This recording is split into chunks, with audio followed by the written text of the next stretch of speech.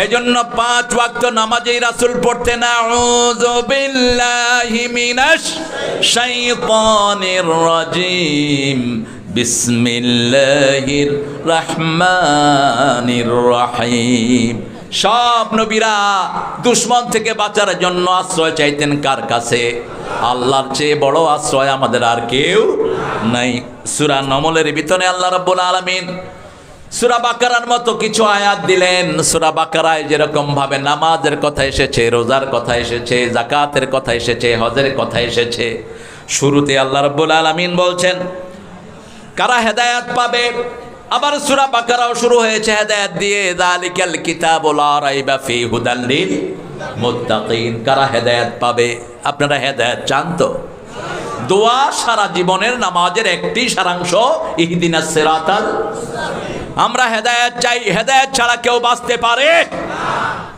সারা পৃথিবীর মানুষ প্রত্যেকটি মুহূর্তে তার হেদায়েত দরকার। কি দরকার? হেদায়েতের আরবি হলো হেদায়াত, আর ইংরেজি হলো গাইডেন্স, আর বাংলা কি? সরল পথ। কি পথ? সরল পথ, সিধা রাস্তা। আল্লাহ বলছেন আমি কাকে হেদায়েত দিই জানো? সূরা আল ইমরানের 201 নম্বর আয়াত আল্লাহ বলছেন আমাইয়া আতাসিম বিল্লাহি ফাকাদ হুদিয়া ইলা সিরাতিম মুস্তাকিম। কেউ যদি আমি আল্লাহকে মজবুত করে ধরে, আমি আল্লাহ তাকে হেদায়েতের রাস্তা দেখিয়ে দেই। আমরা বললাম এই সিরাতুল মুস্তাকিম কাকে বলে?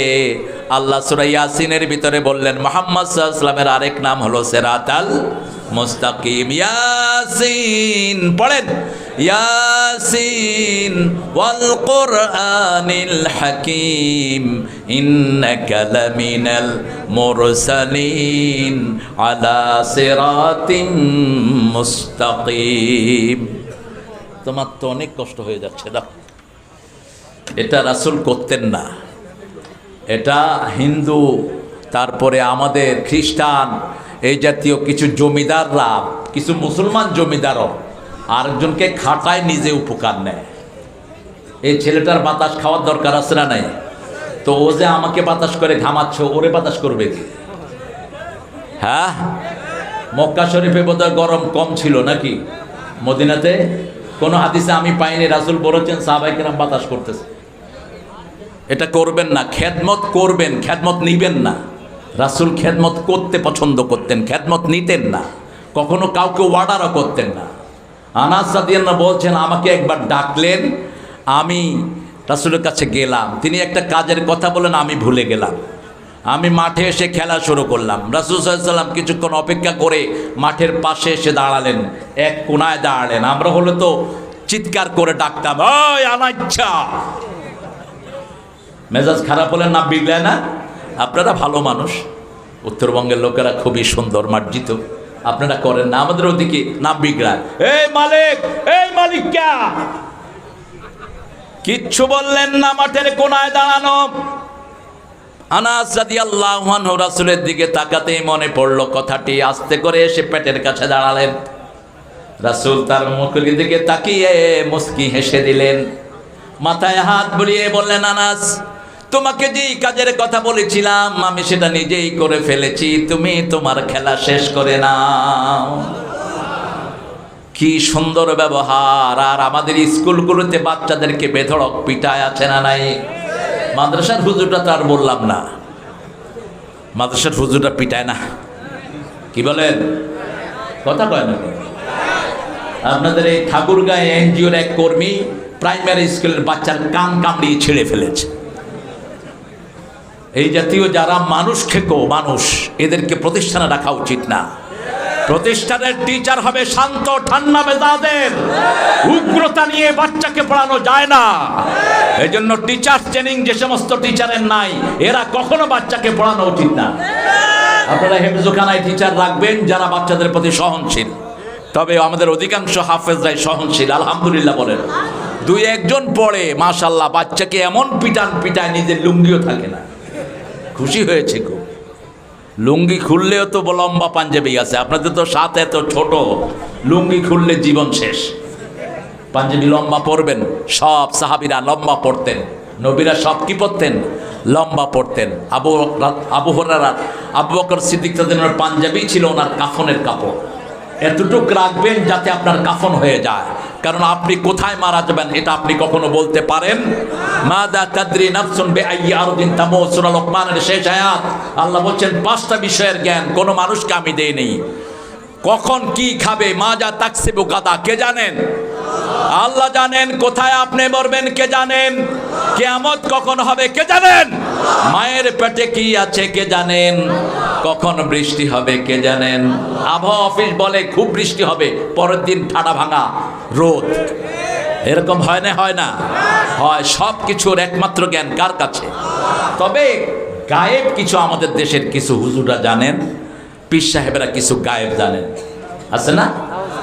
আহা, কে শিখাবে এদেরকে? কোন মানুষ যদি মনে করে কোন নবীও গায়েব জানতেন, ও মুশরিক। 4 ইমাম বলেছে আল্লাহ ছাড়া গায়েব জানার ক্ষমতা কারো নাই। গায়েবের একমাত্র মালিক কে? সব নবী আলাইহিস সালামকে আল্লাহ যা শিখিয়েছেন তিনারা তাই শিখেছেন, ঠিক না ঠিক? পড়েন আমার সাথে, আউযু বিল্লাহি মিনাশ বিসমিল্লাহির রহমানির রহিম।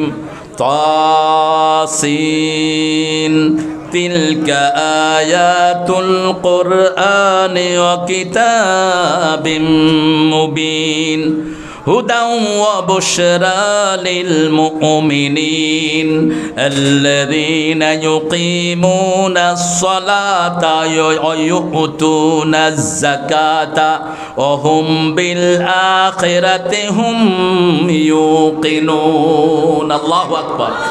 এরকম কথা আল্লাহ ছাড়া আর কেউ বলতে পারে না। কোরআনের সাথে পৃথিবীর কোনো কিতাবের কোনো মিল নাই। কোনো কিতাব পড়লে সওয়াব হয় না, কিন্তু এটা পড়লে কি হয়?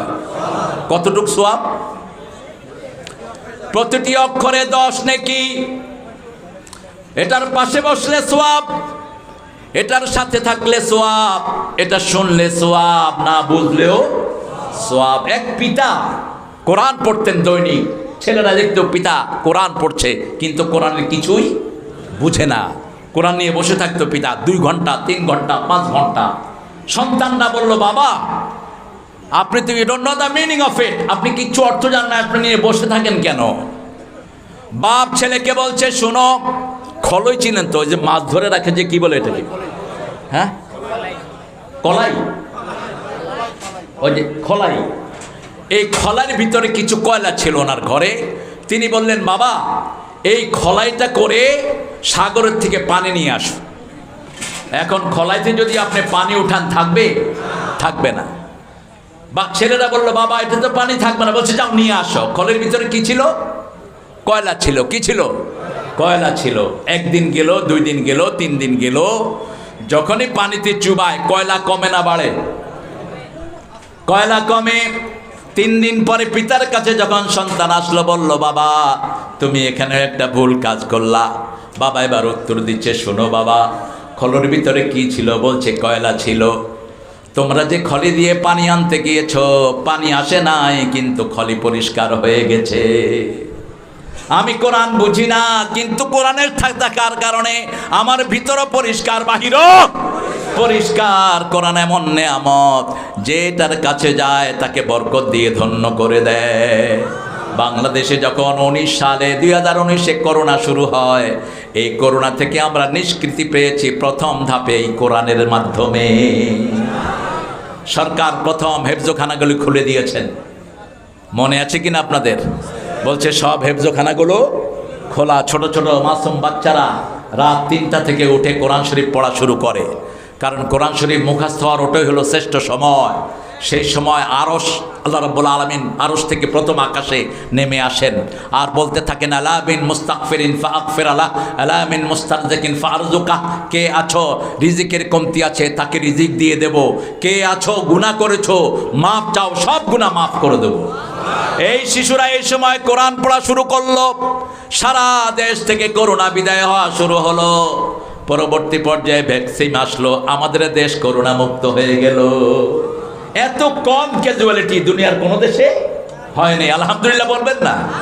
আমাদের দেশে মারাত্মক অবস্থা হতে পারত, যতটা থিকলি পপুলেটেড। দেখেন এত অল্প জায়গার ভিতরে কত হাজার হাজার মানুষ আপনার হাজির হয়েছেন, কিন্তু সেই অনুপাতে আমাদেরকে হেফাজত করে দিয়েছেন কে? সে আল্লাহ বলছেন তাসিন, এই শব্দগুলো আল্লাহ ছাড়া এটার অর্থ আর কেউ জানে না। তিলকা আয়াতুল কিতাব, তিলকা আয়াতুল কোরআন, এগুলো হলো কোরআনের আয়াত। তিলকা বললেন কেন? এই কিতাবটা আমরা যেটা দেখছি এটা হলো কাগজের কিতাব, কিন্তু আসল কিতাবটা কোথায় আছে? লৌহে মাহফুজে। আসল কিতাবটা আল্লাহ প্রত্যেক মুসলমানের স্মরণ শক্তিকে লৌহ মাহফুজের মতো সংরক্ষণ করেছেন। এমন জায়গায় কোরআন থাকে পৃথিবীর সব মেশিনে আপনার সারা শরীরের সব সমস্যা আসবে, কিন্তু একটা কোরআনে এত ধরা পড়বে না। কিভাবে সংরক্ষণ করেছেন? আবার আল্লাহ বলছেন এইভাবেই সংরক্ষণ নয়, আমার কিতাব যারা সংরক্ষণ করবে আমি আল্লাহ কিয়ামত পর্যন্ত তাদেরকে সংরক্ষণ করে দেব।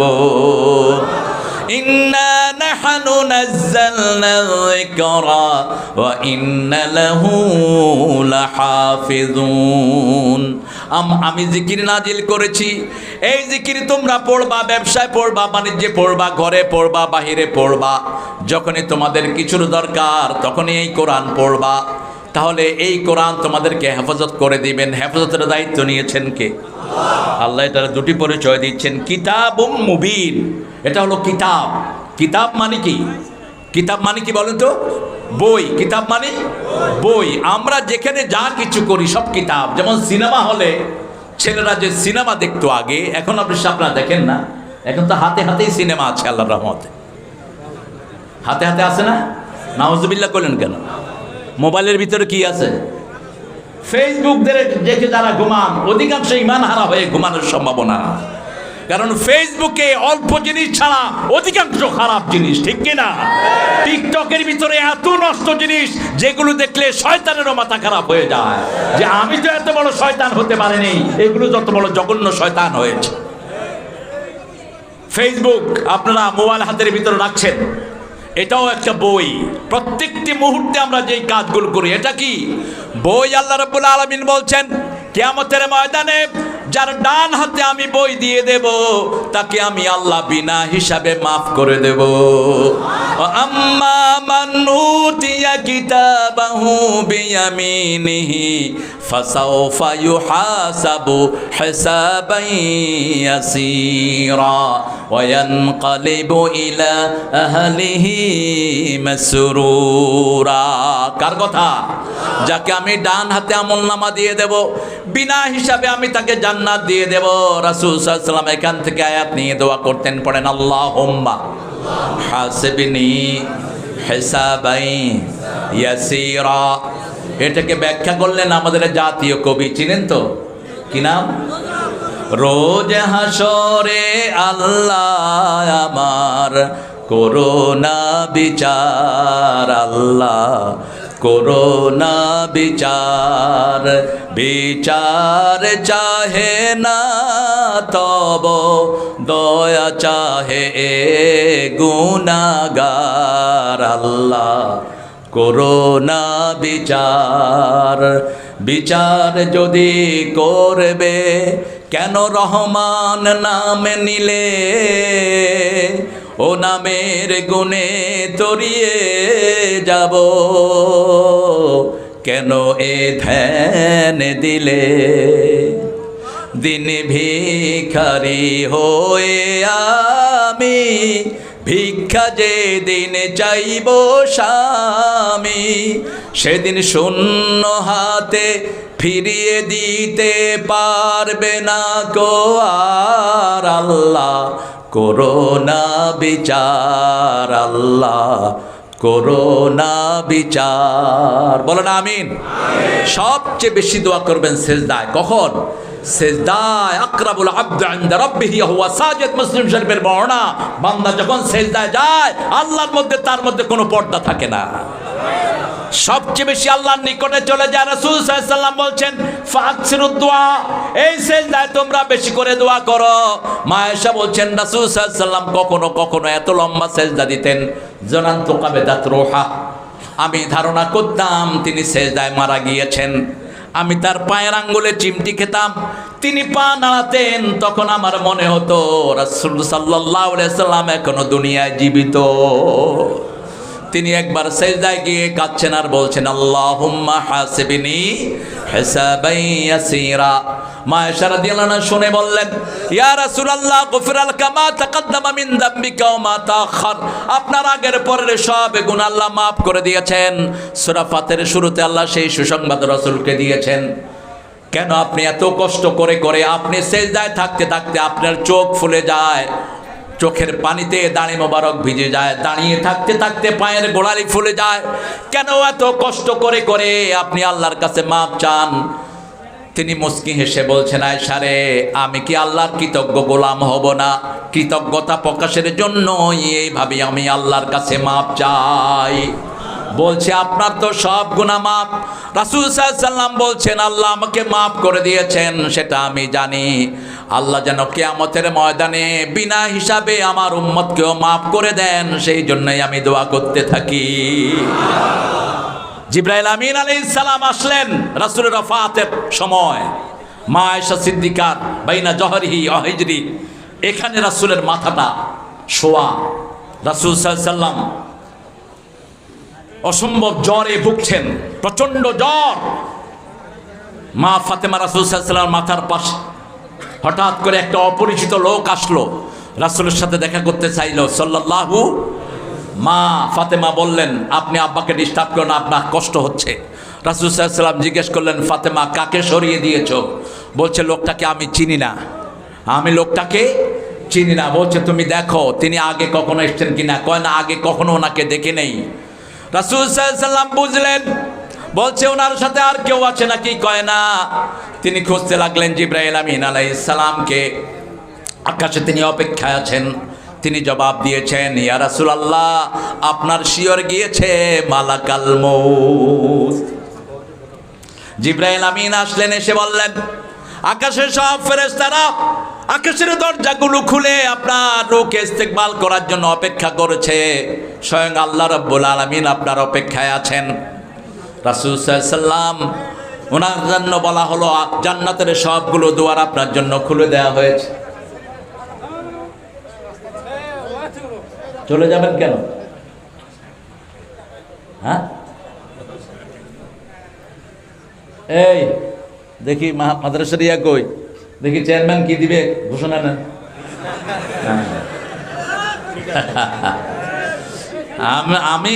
আমি থাকলে আমার মেহমানরাও থাকবে, কি বলেন? আমি এত দূর থেকে এসে, অবশ্যই একটা ভ্যালিড কারণ আছে, মায়ের খেদমত করে, আল্লাহ কবুল করুক আমার ভাইটাকে। বলছে মা অপেক্ষা করছে, যে আমি কোনো কথা বলতে পারছি না, কারণ মায়ের খেদমত করে ওয়াজ করুনি। রাসূলের শুধু দোয়াই পান নাই, রাসূল জামা মোবারক ওনাকে উপহার দিয়ে গেছেন। আর ওমর ফারুকের মতো জান্নাতি সাহাবীকে বলছেন, এই জামা ওয়াজ করুনিকে দিয়ে তুমি দোয়া চেয়ে নিও ওয়াজ করুনির কাছে। আল্লাহ আমার ভাইকে সেরকম কবুল করো। চেয়ারম্যান সাহেব, চেয়ারম্যান, হ্যাঁ আলহামদুলিল্লাহ, ঠিক আছে, আপনার আম্মাকে আমার সালাম দিবেন। আমরা একটু পরে যাই, কি বলেন, কালেকশনের জন্য নাকি নাকি এখনো শুরু হবে? হ্যাঁ, আপনার ঠিক আছেন তো? সারা রাত থাকবেন তো ইনশাআল্লাহ?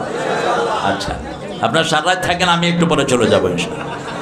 এত রাত্রে করলেন কেন? জিবরাইল আমিন যখন বললেন রাসূল সাল্লাল্লাহু আলাইহি সাল্লামকে, আপনার জন্য জান্নাতের সবগুলো দরজা খোলা, রাসূল সাল্লাল্লাহু আলাইহি সাল্লামের মুখ খুশি হয়নি। জিবরাইল আমিন আলাইহিস সালাম বললেন, ইয়া রাসূলুল্লাহ, আপনি খুশি হতে পারেন না। তিনি শুধু একটা কথা বললেন, আমার উম্মতের কি অবস্থা হবে? সুবহানাল্লাহ বলতে ইচ্ছা করেন, আমার উম্মতের কি অবস্থা হবে? রাসূলের উম্মত হতে রাজি আছেন তো? রাজি আছেন তো মুসলমান? হাত তুলে দেখায় দাও।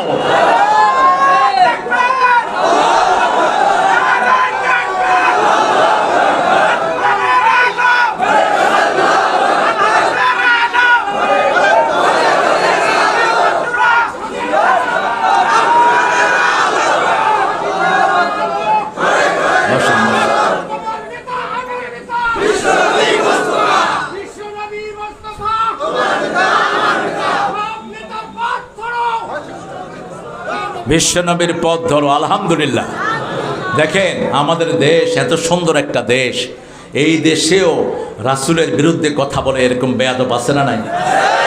ও যে যেটা কথা বলছে ইদানিং কালে ও যেন বাংলাদেশে ঢুকতে না পারে।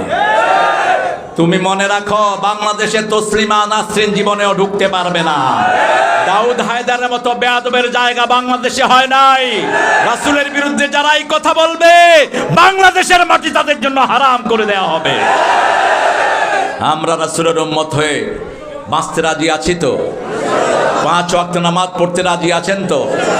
পিতা মাতার সম্মান করতে রাজি আছেন তো? প্রতিবেশীর হক দিতে রাজি আছেন তো? সব ভালো যেখানে আমার নবী পৃথিবীর যতগুলো ম্যানার তিনি শিখিয়েছেন, সুবহানাল্লাহ বলে। তিনি মলিন মুখ বলছে আমার উম্মতের অবস্থা কি? জিবরাইল আমিন আলাইহিস সালাম বললেন আল্লাহ রাব্বুল আলামিন ওয়াদা দিয়েছেন আপনার উম্মতদেরকে সবার আগে জান্নাত দিয়ে দিবে। আপনার কোন উম্মতকে জান্নাত ছাড়া আল্লাহ রাখবেন? রাসূলের উম্মত হতে হবে। রাসূলের উম্মত যারা হবে তাদের কথা আল্লাহ সূরা ফাতিরের শেষ আয়াতে বলছেন, যারা রাসূলের সাথে থাকতে চায় 3টা কাজ করবে। কয়টা? মুহাম্মাদুর পড়েন, মুহাম্মদ